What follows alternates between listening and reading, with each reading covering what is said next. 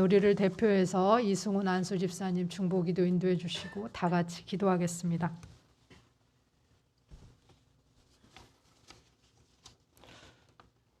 사랑과 공의의 하나님 아버지, 이 시간 주님 앞에 머리 숙인 당신의 백성들에게 예수님의 거룩한 보혈을 내려주사 우리 모두를 정결케 하여 주시옵소서.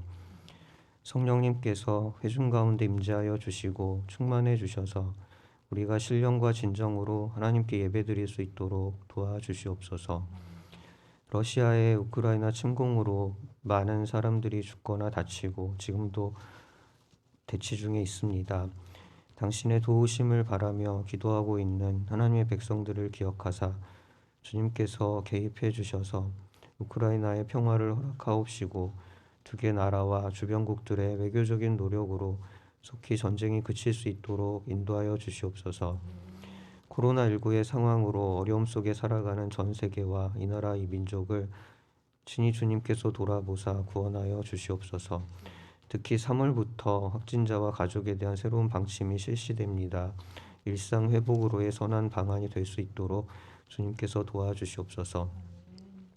이 나라의 대통령 선거가 3월 9일로 다가왔습니다. 하나님을 두려워하고 어려운 이 나라를 지혜롭게 이끌어갈 수 있는 하나님의 마음에 합한 자가 선출될 수 있도록 주님 간섭하여 주시옵소서. 백만인 교회를 사랑해 주시고 이곳까지 인도하신 하나님 감사합니다. 김유영 담임 목사님을 기억하여 주셔서 건강 주시고 성령님 충만하여 주셔서 백만인 교회 성도님들을 주님 말씀으로 양육하시고 주님 기뻐하시는 길로 인도하시기에 부족함이 없도록 도와주시옵소서. 협력하시는 한정신 전도사님에게도 주님의 지혜와 능력을 허락하셔서 교회를 위하는 수고와 헌신이 아름다운 열매를 맺게 하여 주시옵소서. 하나님, 삶의 여러 문제들로 어려움을 겪고 있는 백만인 교회 성도님들을 기억하여 주시옵소서. 고난 가운데서도 가정과 일터와 학교에서 주님을 바라보며 주님의 뜻에 순종하고자 애쓰며 주님 이름 부를 때마다 하나님 응답하여 주시고 힘 주셔서 능히 감당하게 하여 주시옵소서.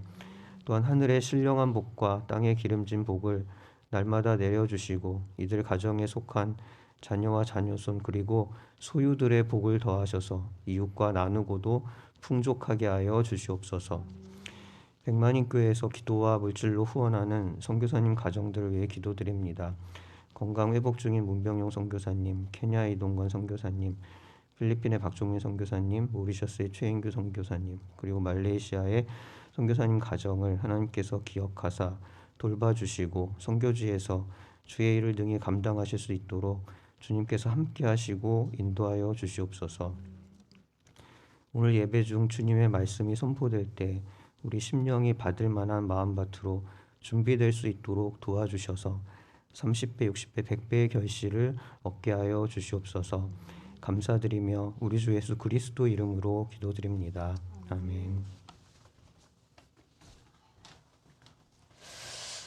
여러분 반갑습니다. 코로나가 너무 많이 이렇게 확진이 되어가지고 오늘 어제 못 오시겠다고 우리 집사님 전화하셨는데 밀접촉했다고 그러시는데 음성 나오기는 했는데 혹시 몰라서 이렇게 못 오신다고 말씀을 하시고 그러시더라고요. 볼리비아 선교사님네 집에 아들이 이제 큰 아들이 제대를 하고 왔어요. 근데 3차까지 군대에서 다 맞고 왔는데 근데 확진이 된 거예요. 기침을 너무 이렇게 좀 심하게 했었는데 이제 그 사모님이 같이 격리를 했어요. 사모님은 3차를 아직 안 맞아가지고. 근데 2번 저기를 검사를 해야 되나 봐요. 그 자가격리 할 때는 이제 3월부터는 지침이 바뀌지만 그래가지고 중간에 3일째 때 했는데 음성 나왔고 아들 격리 끝나는 날 그 전날 했는데 음성이 나왔어요. 그래서 이제 다 같이 격리를 풀면 되겠다 했는데 그날 저녁부터 목이 아프기 시작하면서 기침을 하는 거예요, 이 사모님이. 그럼 어떻게 됐을까요, 이게? 그래서 정말 2주 동안 그렇게 이제 집에 있어야 되는 이런 상황. 그러니까 차라리 같이 걸리면 괜찮은데, 그러니까 모리셔스에 꼬맹이들 둘이 먼저 걸렸는데 엄마 아빠가 안 걸리니까 얘들만 마스크하고 이제 따로 있어야 되는데 엄마 아빠가 나중에 걸리니까 애들이 너무 좋아했다는 거예요. 온 가족이 다 걸리니까. 이제 그런 상황들이 지금 계속 나올 수 있다는 거예요. 얘가 나았는데 내가 걸리고. 근데 이제 이게 점점 독감처럼 되기 때문에 지금까지는 자가격리를 뭐 10일, 14일 막 이렇게 했어야 되는데 지금은 일주일 이렇게 했어야 되는데 앞으로는 격리는 없고 독감처럼 걸린 사람만 이렇게 좀 조심하면 되는 걸로 이렇게 돼서 우리가 좀 이렇게 조금은 편의성은 있는데 근데 또 후유증이나 이렇게 아픈 것이 어떤 사람은 되게 심하고 어떤 사람은 또 약하고 이렇게 지나가더라고요. 근데 지금 얘기를 들어보니까 기침을 많이 하는 사람은 상당히 힘들다고 하네요. 그리고 빨리 낫지도 않고 기침이 잘 떨어지지가 않는데요. 일주일이 지났는데도 그래서 음성 나오는데도 전염성이 없는데도 여전히 나는 기침을 하고 있다고 그렇게 얘기를 하네요. 그러니까 여러분 뭐 쉽게 아무 증상 없이 지나가는 사람들도 있지만 또 안 좋을 수 있기 때문에 가장 중요한 것은 마스크. 정말 마스크. 마스크는 당분간은 계속해서 써야 될 것 같습니다. 우리 이승훈 집사님이 기도에서도 언급했지만 21세기 최첨단 시대를 걷고 있는 제가 성경 봉독을 안 했네요. 죄송합니다. 신명기 5장 1절에서 21절까지 말씀입니다. 학생부 설교를 하고 났더니 그때 본문을 읽었다고 생각이 이렇게 되나 봐요. 신명기 5장 1절에서 21절까지 말씀입니다. 구약성경 268쪽입니다. 신명기 5장 1절에서 21절까지 함께 교독하겠습니다. 모세가 온 이스라엘을 불러 그들에게 이르되 이스라엘아 오늘 내가 너희의 귀에 말하는 규례와 법도를 듣고 그것을 배우며 지켜 행하라. 우리 하나님 여호와께서 호렙산에서 우리와 언약을 세우셨나니 이 언약은 여호와께서 우리 조상들과 세우신 것이 아니요 오늘 여기 살아있는 우리 곧 우리와 세우신 것이라. 여호와께서 산 위 불 가운데에서 너희와 대면하여 말씀하시매 그때 너희가 불을 두려워하여 산에 오르지 못하므로 내가 여호와와 너희 중간에 서서 여호와의 말씀을 너희에게 전하였노라. 여호와께서 이르시되 나는 너를 애굽 땅 종 되었던 집에서 인도하여 낸 내 하나님 여호와라. 나 외에는 다른 신들을 내게 두지 말지니라. 너는 자기를 위하여 새긴 우상을 만들지 말고 위로 하늘에 있는 것이나 아래로 땅에 있는 것이나 땅 및 물속에 있는 것에 어떤 형상도 만들지 말며 그것들에게 절하지 말며 그것들을 섬기지 말라. 나 내 하나님 여호와는 질투하는 하나님인즉 나를 미워하는 자의 죄를 갚되 아버지로부터 아들에게로 3, 4대까지 이르게 하거니와 나를 사랑하고 내 계명을 지키는 자에게는 1000대까지 은혜를 베푸느니라. 너는 내 하나님 여호와의 이름을 망령되이 일컫지 말라. 나 여호와는 내 이름을 망령되이 일컫는 자를 죄 없는 줄로 인정하지 아니하니라. 내 하나님 여호와가 내게 명령한 대로 안식일을 지켜 거룩하게 하라. 엿새 동안은 힘써 내 모든 일을 행할 것이나 일곱째 날은 내 하나님 여호와의 안식일인즉 너나 내 아들이나 내 딸이나 내 남종이나 내 여종이나 내 소나 내 낙이나 내 모든 가축이나 내 문 안에 유하는 객이라도 아무 일도 하지 못하게 하고 내 남종이나 내 여종에게 너같이 안식하게 할지니라. 너는 기억하라. 내가 애굽 땅에서 종이 되었더니 내 하나님 여호와가 강한 손과 편팔로 거기서 너를 인도하여 내었나니 그러므로 내 하나님 여호와가 내게 명령하여 안식일을 지키라 하느니라. 너는 내 하나님 여호와께서 명령한 대로 내 부모를 공경하라. 그리하면 내 하나님 여호와가 내게 준 땅에서 내 생명이 길고 복을 누리리라. 살인하지 말지니라. 간음하지 말지니라. 도둑질하지 말지니라. 내 이웃에 대하여 거짓 증거하지 말지니라. 내 이웃의 아내를 탐내지 말지니라. 내 이웃의 집이나 그의 밭이나 그의 남종이나 그의 여종이나 그의 소나 그의 낙이나 내 이웃의 모든 소유를 탐내지 말지니라. 아멘. 이것은 하나님의 말씀입니다. 우리가 지금 21세기를 살아가고 있습니다. 그래서 우주 여행하는 사람들, 달에 가는 거 예약하고 그런 사람들도 있고 너무 신기하죠. 달에 막 땅을 사는 사람도 있대요. 달의 주인이 도대체 누군지. 그런 시대를 살고 있는데 지금 전쟁이 일어났습니다. 말세가 되면 전쟁의 소식과 기근과 뭐 가뭄과 지진과 뭐 이런 소식들이 많이 들릴 것이다라고 이야기를 하는데 여러분 다시 이 냉전 시대로 돌아가는 것은 아닌가? 구소련과 미국이 패권을 나눠가지고 그러면서 이제 3차 세계대전이 또 일어나는 것은 아닌가 이렇게 여러 가지 우려들이 있습니다. 우리하고는 상당히 먼 곳에서 일어난 일이니까 내일이 아니야 라고 생각하면서 살면 큰 오산입니다. 러시아 우크라이나에서 일어난 그 전쟁 때문에 우리의 경제가 흔들리고 있다라고 하는 것은 분명합니다. 단적인 예로 현대자동차 점유율이 러시아에서 30%라고 해요. 근데 이제 제재를 가하게 되면 현대자동차는 발등에 불 떨어졌죠. 근데 이제 그렇다고 해서 그러면 현대자동차는 자기 러시아의 자동차 점유율의 30%인데 수출을 못하면 너무 타격이 크니까 러시아 제재하지 말고 전쟁을 하든지 말든지 우리는 그냥 러시아에 수출할 수 있게 해달라라고 하는 게 옳은 것일까? 우리가 도대체 무엇을 기준으로 삼을 것인가를 생각해 보아야 합니다. 우리 여기 앉아 계신 어른들 중에 몇몇 분들은 전쟁을 직접 경험하신 분들이십니다. 그러다 보니 이 전쟁이 얼마나 고통스럽고 힘든 일인지를 이렇게 아실 수가 있습니다.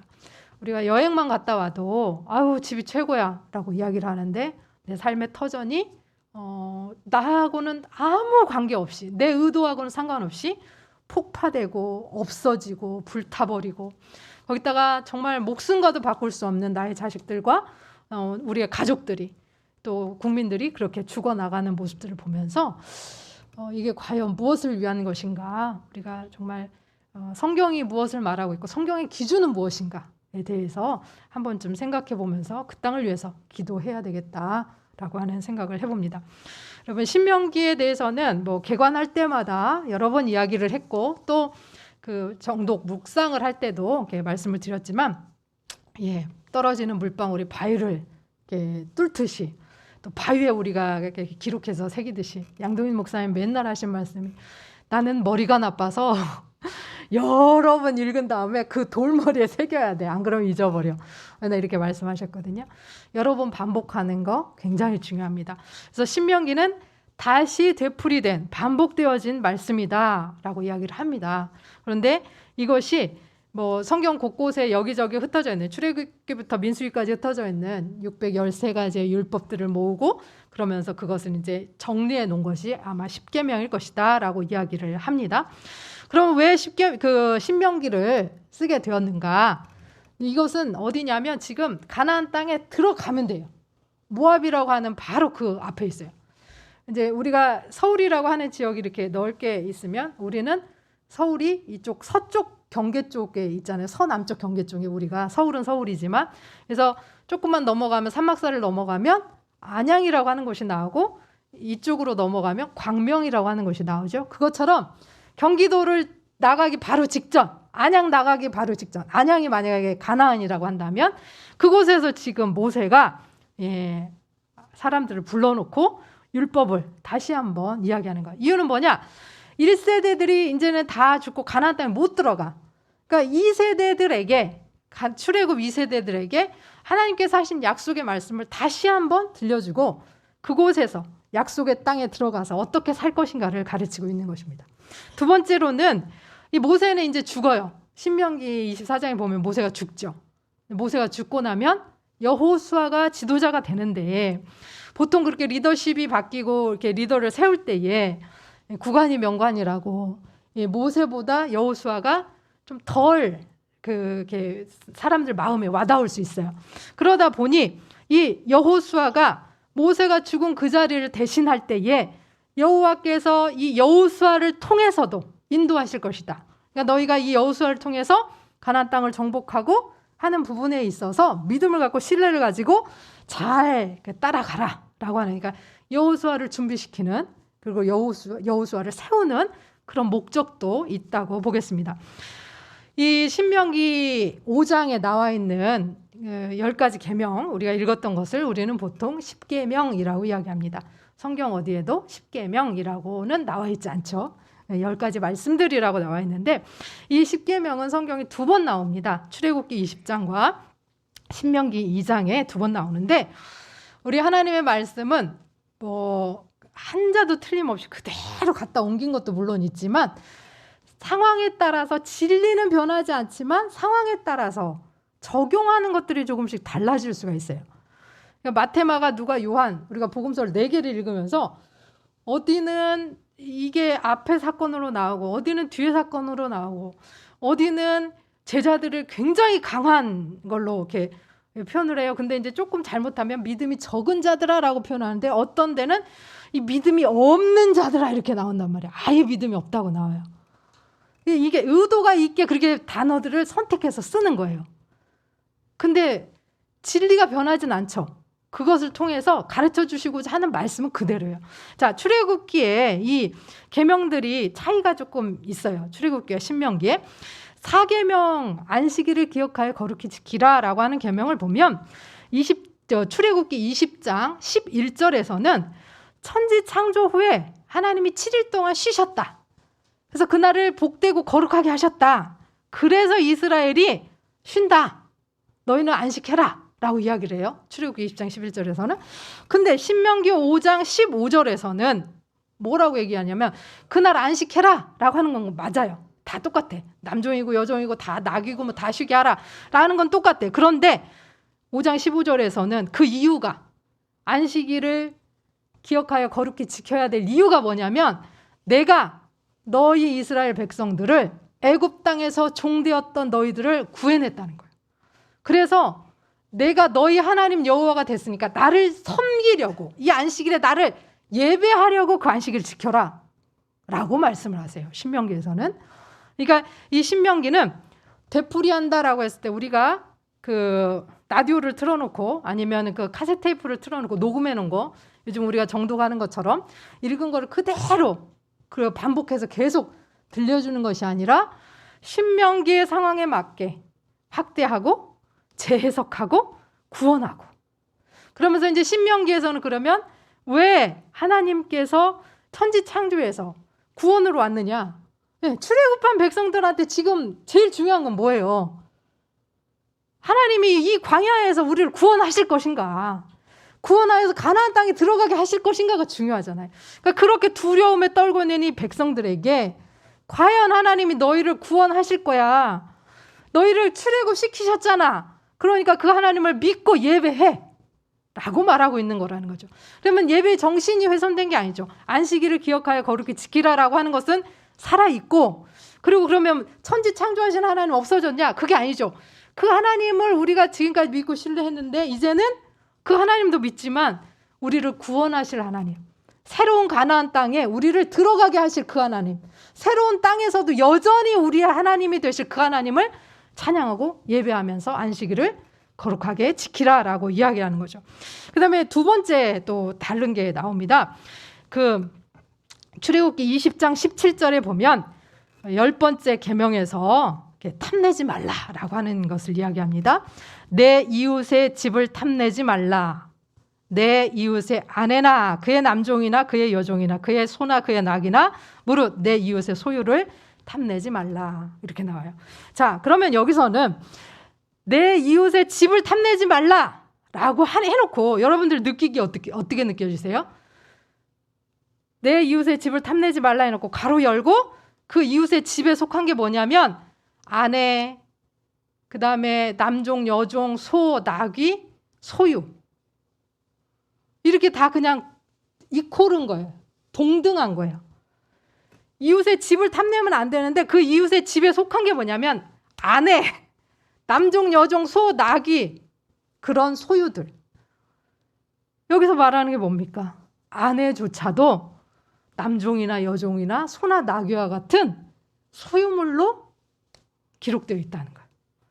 물론 이때도 이혼하려거든 이혼 증서를 써주고 이혼해라라고 할 만큼 여성에 대한 배려들이 있었던 때지만 그런데 그 뒤에 신명기 5장 21절에 보면은 어떻게 나오냐면 내용이 조금 달라졌어요. 먼저 뭐가 나오냐면 내 이웃의 아내를 탐내지 말지니라 라고 나오고, 그 다음에 이웃의 집이나 그의 밭이나 그의 남종이나 그의 여종이나 소나 나귀나 모든 소유를 탐내지 말라 이렇게 나와요. 그러니까 여기서는 마치 두 가지 계명, 아내를 탐내지 말라라고 하는 것과 소유를 탐내지 말라라고 하는 것이 분리되어 있는 것처럼 나와요. 그래서 많은 학자들이 이 신명기에서 여성들에 대한 배려가 훨씬 더 높아졌고 여성에 대한 지위도 많이 높아졌을 것이다 라고 이야기합니다. 그 단적인 예로 슬로보아스의 딸들이 아들이 없어요. 딸만 넷이야. 근데 이스라엘 원래 법대로 하면 아들에게로 가고 없으면은 삼촌에게로 가고 뭐 이런 식으로 해서 기업을 잃어버리면 안 돼요. 그 가족의 기업을. 그런데 딸들이 항의를 하죠.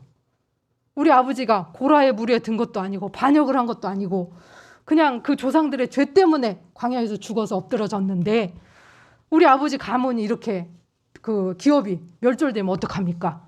라고 질문을 합니다. 그럴 때에 모세가 그 말을 듣고 그래 니들 말이 맞다 라고 했을 때 하나님이 뭐라고 응답하십니까? 슬로보아스의 딸들에게 아버지의 기업을 물려줘라. 여성의 지위가 높아지고 있었다는 거죠. 대신 만약에 다른 가문으로 시집을 가면 그게 다른 가문 땅이 돼버리니까 한 가지 제한 조건을 거는데 같은 가문에서만 결혼을 하도록 해라 라고 하는 제한을 주죠. 그럼에도 불구하고 어쨌든 슬로보아스의 딸들이 아버지의 재산을 물려받게 된다라고 하는 것입니다. 어쩌면 부속품, 소유물, 그냥 재산처럼 여겨졌던 여성의 인격과 여성의 그 지위가 높아졌던 것을 볼 수 있습니다. 이렇게 그 신명기는 그냥 출애굽기에 나와 있는 쉽게 말해 그대로 옮긴 것도 아니고 그동안에 말한 율법들을 그냥 그대로 옮긴 것도 아니야. 성경은 언제나 이렇게 조금씩 탄력적으로 진리는 지키되 상황과 그 시대의 흐름에 따라서 방법론이나 이런 것들이 달라질 수 있는 거죠. 그러니까 뭐 옛날에 세탁기가 없을 땐 당연히 우리가 손빨래를 했겠죠. 근데 세탁기가 있음에도 불구하고 성경이 어디 빨래를 세탁기로 하라 그랬냐 하면서 나는 절대 세탁기를 못 쓰겠다. 이렇게 하면 안 된다는 거죠. 그 상황과 형편에 따라서 세탁기를 쓸 수도 있고 또 내가 근데 있어도 나는 성경이 문제가 아니라 난 손빨래가 좋아서 안 하겠다. 뭐 이럴 수는 있지만 이제 그렇게 성경에 기록이 없기 때문에 나는 못하겠다라고 하면서 성경에 기록해 있는 것을 문자적으로만 해석한다. 굉장한 오류와 이단에 빠지기가 쉽다.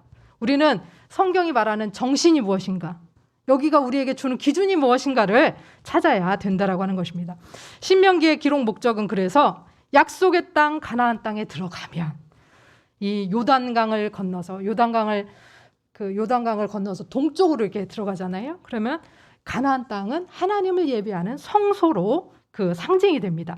그래서 하나님을 예배하는 그 땅에 가서 하나님을 어떻게 예배할 것인가, 어떻게 섬기면서 살 것인가, 또 그 하나님을 예배하고 섬기면서 그 하나님을 믿는 사람들로서 어떻게 살아갈 것인가, 이것을 헌법과 같이 우리나라 헌법 뭐 제1조 몇 항 이렇게 있는 것처럼 헌법과 같이 하나님과의 관계는 어떻게, 사람들과의 관계는 어떻게 라고 하는 형식으로 이렇게 쓰여져 있는 거죠.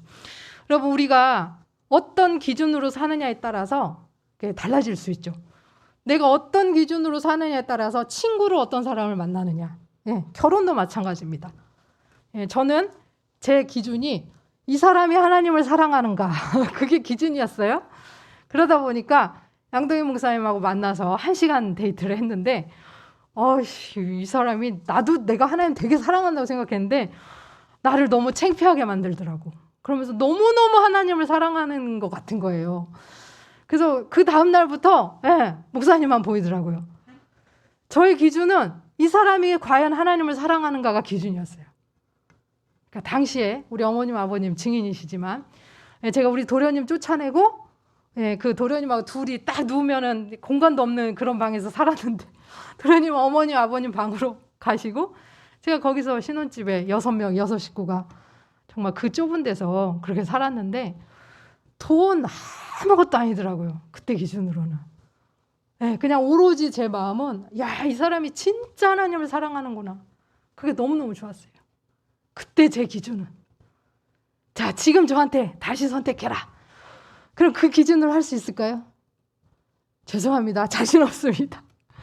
우리 딸이 만약에 아무것도 필요 없어, 엄마. 나는 하나님만 사랑하는 사람. 그러면 잘했어. 이렇게 해야 되는데 제 마음에 어떤 마음이 들어요?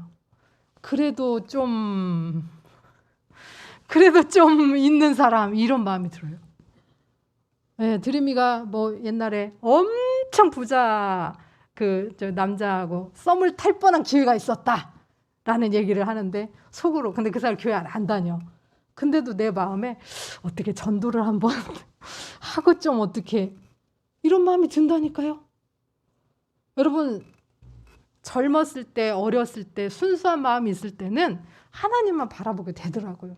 근데 때가 끼고 나이가 들고 또 염려와 걱정과 불안이 있으니까 그 때 끼고 걱정되고 하는 것에 더러운 것들이 막 이렇게 붙더라고요. 여러분의 기준은 무엇입니까? 우리가 어떤 것을 가치 기준으로 삼느냐에 따라서 우리의 삶은 180도 달라지게 되어 있습니다. 오늘 본문은 앞에서도 말씀드렸듯이 10계명, 출애굽기 20장과 5장에 그 신명기 5장에 이렇게 기록되어 있는데, 다 알다시피 내용은 너무나 잘 알죠. 1장에서 4장, 1계명에서 4계명까지는 하나님과의 관계, 또 5계명에서 10계명까지는 이웃에 대한 사회적인 책임, 이웃과 사랑과의 관계, 이것을 이야기한다. 그런데 제가 몇 번 말씀드렸죠. 부모를 공경하라 하는 것은 사랑과 사랑과의 관계가 아니라 하나님과 사랑과의 관계로 보는 경우가 많다라고, 그래서 5개로 나누는 경우가 많다라고 그랬어요. 근데 하나님께서 내 앞에서 다른 신을 두지 말라, 나 외에는 다른 신을 두지 말라라고 말씀을 하셔요. 나 외에는 다른 신을 두지 말라. 우리가 살아가면서 여러분 그 믿음이 좀 저기 하고, 예를 들어서 빨간 깃발 서 있는 그 목사님들도 가끔 저 어디다 개척해야 될까요? 하고 찾아가신대요, 세상에. 그러니까 우스갯소리를 하는 소리겠지만, 어디다 개척하면 교회가 부흥할까요를 빨간 깃발 세워놓은 집에 가서 물어본대요. 그러면 그분은, 그러니까 뭐 권사님들, 장로님도 오죽 많겠어요? 목사님도 간다는데. 그러면 그분들의 마음에 하나님을 버린 건 아니에요. 그런데 두 마음을 품은 거예요. 그러니까 나 하나님도 믿어. 하나님 이 성경 말씀도 믿고 하는데 내 눈에 보이지 않고 잡히지 않으니까 빨간 깃발도 의지를 하는 거예요. 네. 거기를 의지를 하는 거예요. 의지를. 누가 무슨 소리 하면은 이렇게, 그리고 당신은 올해 뭐 무슨 수가 있어, 수. 그러니까 물 조심해야 돼. 그러면 물론 뭐 조심하는 건 좋죠. 근데 막 그거에 사로잡혀갖고 두려워서 막. 근데 뭐 올해만 물이 저기 하니까 물 조심하고, 그럼 내년에는 물 괜찮으니까 안전장비도 없이 그냥 물놀이 막 하고 그러면 돼요? 파도 막 치는데 올해는 물하고 상관없댔어 그러면서. 그러면 안 되는 거거든요. 여러분, 우리 안에 하나님을 이렇게 그 우상을 숭배한다라고 했을 때 우리는 하나님을 온전히 버리지 않아요. 양다리를 걸칠 뿐이지. 하나님도 믿고 다른 것도 믿고. 그래서 그럴싸해 보여. 광야에서 살다 보니까 우리 하나님은 어떤 형상이 없어. 그러니까 뭔가 이렇게 손에 안 잡히는 것 같아. 그러니까 우상을 좀 이렇게 만들어 놓고, 신전 막 멋지게 만들어 놨는데 우리 하나님은 예배할 때 신전 안에 들어가도 아무것도 없어. 그리고 진짜 하나님을 만난다고 하는 그 시은좌, 법궤가 있는 그곳에는 1년에 딱 한 번밖에 못 들어가. 그리고 실체도 안 보이는 그분한테 제사 드린다고 양 잡고 소 잡고 그런단 말이에요. 근데 이방 신을 섬길 때는 막 멋들어진 모양들, 막 진짜 막 웅장한 그런 것들이 딱 세워져 있고, 거기 가서 뭔가를 빌고 막 축제를 하고 그러면서 이상한 짓도 시키고 막 하니까 흥분이 되면서 기분이 좋은 거야. 그러니까 왠지 진짜 이루어질 것 같은, 그렇게 하면 정말 뭔가가 나한테 올 것 같은, 그래 거기에도 빠지는 거야. 두 마음을 품는 거죠. 이렇게 두 마음을 품는 우상 숭배자들에게 하나님은 질투의 눈으로 그들을 보신다라고 말씀합니다. 그래서 하나님께서 두 마음 품지 마라, 나만 바라봐라 라고 하는 거예요. 근데 우리가 얼마나 저도 말씀드렸지만 제가 하나님 안 사랑하냐? 아니요, 저 하나님 사랑해요. 진짜 하나님 사랑해요. 너무 하나님 사랑해요. 말씀 읽을 때마다 뭐 은혜가 있어요. 그런데 어떤다고요? 우리 딸이 그냥 좀 부자랑 결혼했으면 하는 마음이 있다고요. 24살 23살, 24살 때는 다 필요 없고 하나님만 사랑하면 돼. 이랬는데 50살 먹으니까 이제 그게 때가 끼더라 이 말이에요. 제 아내도 질투의 하나님이 저를 질투하도록 네가 왜 두 마음을 품냐? 라고 말씀하는 그런 마음을 내가 갖고 있어요. 하나님은 너무너무 속상한 거야. 나만 바라봐 주기를 바라는데 하나님이 당신만을 바라봐 주기를 바라는데 우리가 그걸 못한다는 거죠. 하나님과의 관계, 그래서 하나님만 바라보고 예배해야 되는데 이런 떼낀 마음들, 더러워진 마음들, 또 물든 마음들이 있을 때 우리는 그것을 잘라내야 돼요. 제가 언제 말씀드렸죠? 그 잘라내는 아픔, 분리하다, 거룩하다라는 게 잘라낸다라고 하는 게 있다고 했잖아요. 그 잘라내는 아픔 속에 매일매일 넘어져도 하나님 앞에 다시 가는 거예요. 그리고 예배하는 거예요. 안식일을 우리를 구원하신 하나님을 붙들면서 가나안으로 인도하실 그 하나님을 믿으면서 예배하고 나갑니다. 그리고 그 하나님을 사랑하고 나아갑니다. 그리고는 하나님께 받은 그 은혜로 내가 이웃에게 사회적인 책임을 지면서 이웃과 더불어서 경계를 잘 짓고 그렇게 살아갑니다. 하나님 사랑과 이웃 사랑은 그래서 우리는 하나님과 내가 공동체 하나인 것처럼 이웃도 하나님과 하나잖아요. 그러니까 내가 하나님과 하나야. 그 사람도 하나님과 하나야. 그럼 우리는 하나인 거예요. 이해가 되시죠? 하나님 안에 내가 있어. 이 사람도 하나님 안에 있어. 당연히 우리도 그 이웃과도 하나가 돼야 되는 거죠. 그런데 우리는 그 이웃, 이 아름다운 공동체를 잘 이행하지 못하고 경쟁하는 상황으로 몰고 간다라는 거죠. 예수님께서는 뭐라고 말씀하십니까? 지극히 내 형제 중에 지극히 작은 자 하나에게 한 것이 내게 한 것이다. 마태복음 25장 40절에서 양과 염소를 나누는 그 말씀에서 내가 언제 염소처럼 했어요? 그렇게 하는데 아니 네가 그 작은 자 하나에게 안 한 것이 나에게 안 한 것이고 그 작은 자 하나에게 한 것이 나에게 한 것이다 라고 말씀하시면서 주님께서 양의 자리에 쓸 것인지 염소의 자리에 쓸 것인지를 우리에게 촉구하며 심판이 있을 것이다 말씀하시죠. 십계명은 하나님께서 이스라엘에게 그 출애굽한 이스라엘에게 광야에서의 삶도 가르쳐 주시지만 가나안 땅에 가서 어떻게 하나님을 예배하면서 살 것인가, 삶을 너희가 어떻게 바꾸면서 살 것인가를 말씀합니다. 그러면서 이스라엘이 이 말씀을 자발적이고 기쁨으로 받아들이기를 소원합니다. 그러면서 이것이 올무가 아니라 울타리가 되기를, 올가미가 아니라 울타리가 되기를, 그래서 그 울타리 안에서 자유하기를 원하십니다. 우리는 하나님을 사랑하고 또 그 사랑으로 하나님의 사랑을 응답하면서 세상 가운데서 살아가야 돼요. 제가 지난주에 그 성경 공부를 하면서도 우리가 믿음으로 구원받지 행위로 구원받지 않는다라고 자꾸 얘기를 하는데 그것도 맞는 말씀이에요. 우리의 능력으로 우리가 잘해서 구원받는 건 아닙니다. 그러나 그렇게 나아가면 우리는 구원파의 믿음과 구원론이 다를 게 없어요. 이미 구원받았는데 어제의 죄, 오늘의 죄, 내일 죄까지 다 구원받았는데 우리는 그래서 회개도 할 필요가 없고 언제 구원받았어? 몇 월 며칠? 그 날짜 모르면 다시 구원받으려고 그 날짜를 찾아가야 된다. 그러나 구원은 한번 본 어게인, 그러니까 거듭남은 일회적인 사건이겠죠. 그러나 우리는 날마다 그 구원을 이루어가는 성화의 과정을 매일매일 살아가면서 하나님의 아들, 딸로서의 삶을 살아가야 됩니다. 가나안은 하나님을 섬기는 성소다라고 말씀을 드렸습니다. 우리는 이스라엘 백성들이 성소에 들어가듯이 동쪽에서 그렇게 가나안 땅에 진입한 것처럼 하나님께서 내가 너희를 출애굽시킨 이유는 너희는 내 백성, 나는 너희 하나님, 그래서 너희가 마음껏 나를 섬기도록 하기 위해서 내가 너희를 출애굽시켰다라고 하시는 말씀. 우리를 죄에서, 당신의 아들을 죽이시면서까지 우리를 죄에서 해방시키신 이유는 너는 내 아들, 내 딸, 나는 너의 아버지.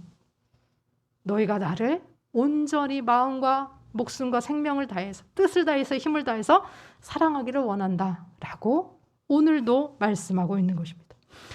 그런데 신명기 31장 27절에 보면 이렇게 말씀합니다. 모세가 한 이야기죠. 내가 너희의 반역함과 목이 곧은 것을 아나니 오늘 내가 살아서 너희와 함께 있어도 너희가 여호와를 거역하였거든. 하물며 내가 죽은 후의 일이랴. 내가 알거니와 내가 죽은 후에 너희가 스스로 부패하여 내가 너희에게 명령한 길을 떠나 여호와의 목전에 악을 행하여 너희의 손으로 하는 일로 그를 경노하게 함으로 너희가 후일에 재앙을 당하리라 하니라. 모세가 살아있으면서 하나님의 인도하심을 받고 하나님의 보내심을 받고 거기까지 갔어요. 별의 별짓을 다 겪으면서 40년 동안을 인도했어요. 그리고 모세가 이스라엘 백성 하나님이 그냥 다 쓸어버리겠다 그러면 하나님 한 번만 봐주세요.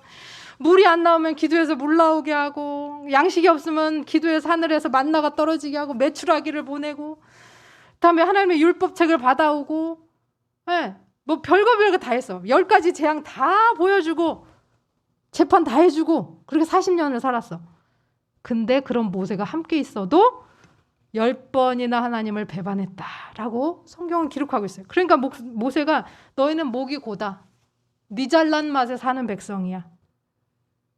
교만한 거죠. 하나님을 믿지 않아요. 불신하고 살아요. 그런 사람들에게 그래서 너희는 내가 죽은 후에는 반드시 부패해서 하나님 앞에 악을 행하고 그래서 재앙을 당할 거야 라고 이야기를 합니다. 이게 운명론이면 여기서 끝났겠죠. 너네는 그런 운명이니까 그럼 내가 할 일이 없어. 그리고 신명기를 쓸 필요가 없어요. 여호수아가 나올 수가 없어요. 그러면. 그런데 하나님께서 모세를 통해서 너희는 재앙을 당할 거야 라고 말씀하시지만 이 말씀은 돌이켜 제발. 그러니까 그것을 반면교사 삼아서 제발 좀 잘해. 그러면서 신명기 31장은 그 뒤에 이렇게 얘기합니다. 어리석고 지혜 없는 백성이 불순종으로 하나님 앞에 보답하는데 그 옛날에 그렇게 불순종했던 것을 기억하고 순종할 것을 계속 좀 기억해라. 그래서 하나님이 모세에게 이렇게 명령하죠. 그거 기억하지 못하는 거, 그 다음에 악을 행했던 거 이것을 노래로 지어서 이스라엘에게 가르쳐. 그리고는 계속 부르게 해.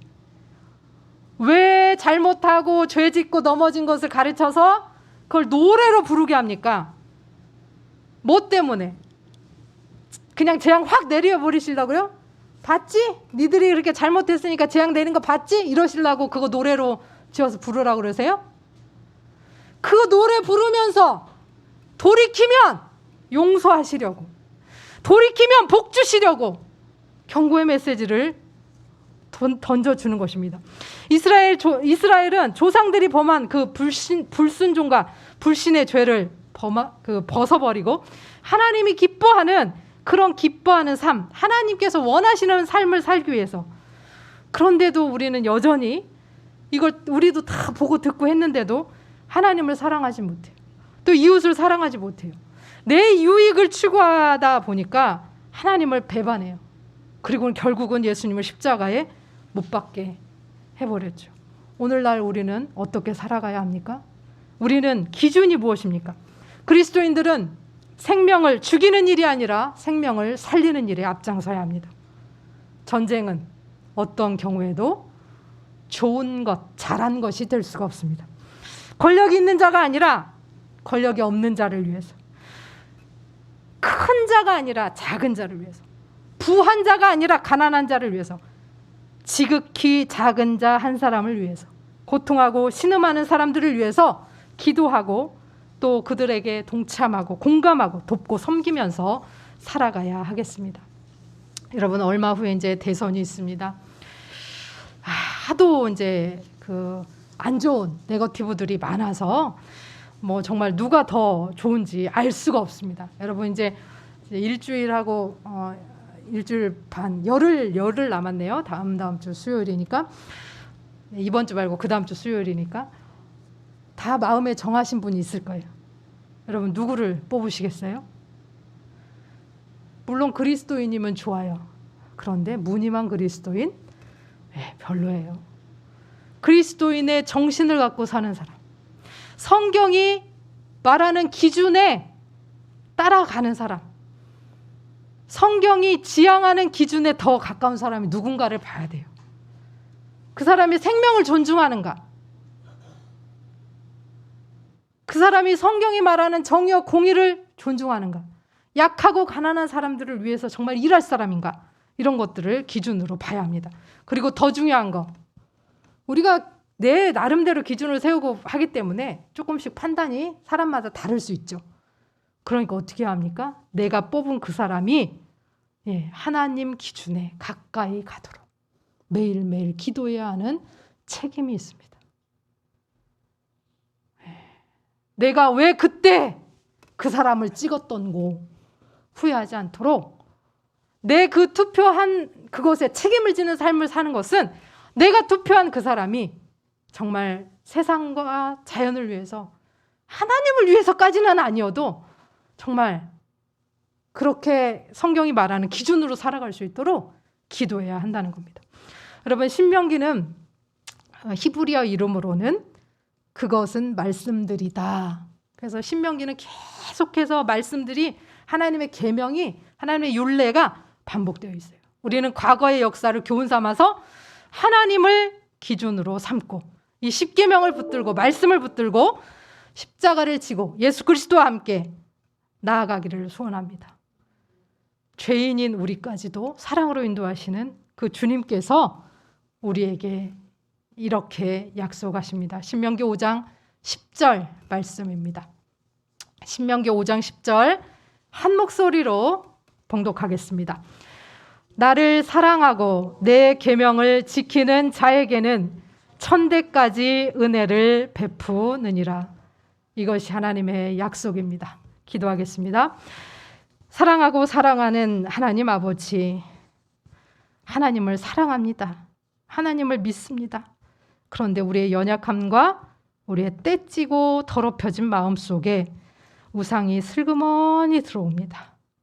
돈이 우상이 되어서 하나님보다 더 높은 자리를 차지하고, 권력이 우상이 되어서 하나님을 뒷전으로 밀어놓고 하나님 없이도 살 것처럼 우리를 흔들어댑니다.